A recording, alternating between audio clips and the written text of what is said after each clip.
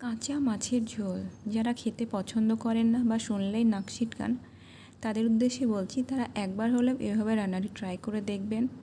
কথা দিলাম খাবেন চেটেপুটে। তো দেখে নিই এখানে রেসিপিটি আমি কিভাবে বানিয়েছি। এখানে আমি ব্যবহার করেছি মৃগেল মাছ। মাছটাকে ভালোভাবে কেটে ধুয়ে নিয়ে তার মধ্যে নুন হলুদ মাখিয়ে নিয়েছি।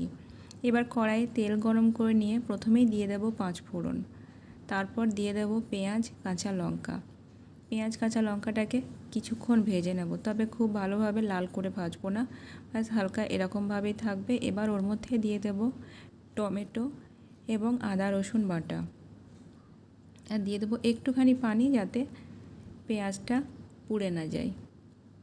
দিয়ে দেবো বাকি সব গুঁড়ো মশলাগুলো, হলুদ গুঁড়ো, ধনে জিরে গুঁড়ো, লঙ্কা গুঁড়ো, স্বাদ মতো নুন। আগে মাছে নুন হলুদ মাখানো আছে, সেই বুঝে নুনটা দিতে হবে। আর দিয়ে দেব কাশ্মীরি লঙ্কা গুঁড়ো, এটা কালারের জন্য। এবার একটুখানি নাড়াচাড়া করে ঢাকা দিয়ে দেব।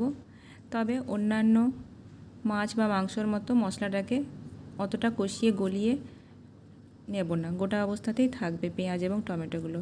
এবার ওর উপরে দিয়ে দেব আগে থেকে নুন হলুদ মাখিয়ে রাখা মাছগুলো। তাহলে মাছটার পেটে অনেকটাই ডিম ছিল, তাই মাছের পেটটা অনেকটা পাতলা মনে হচ্ছে। আর এরকম করে রান্না করলে কিন্তু মাছটা অবশ্যই তাজা হতে হবে, ফ্রোজেন মাছে এটা ভালো লাগবে না খেতে। মাছগুলো দিয়ে দেওয়ার পর হালকা হাতে মাছগুলো এপিট ওপিট করে নেব। মাছটা কাঁচা আছে তো মাছটা ভেঙে যাওয়ার কোনো ভয় নেই। মিডিয়ামটা এই সময় হিটটা এই সময় মিডিয়াম থাকবে।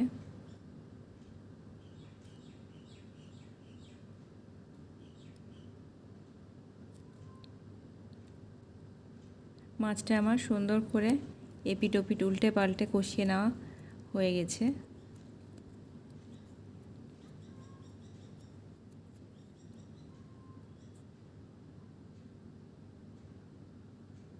আরও একবার মাছটা উল্টে দেব যাতে মাছের মধ্যে ভালোভাবে নুন মশলাগুলো এপিট ওপিট ঢুকে যায়।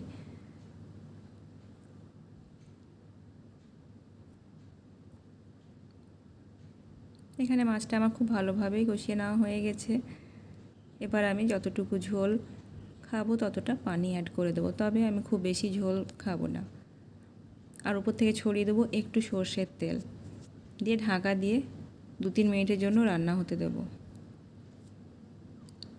তো রেডি হয়ে গেল আমার কাঁচা মাছের ঝোল। তো রেসিপিটি আপনাদের কেমন লাগলো অবশ্যই কমেন্ট বক্সে জানাবেন। ভালো লাগলে লাইক শেয়ার কমেন্ট করে পাশে থাকবেন। আল্লাহ হাফিজ, ভালো থাকবেন।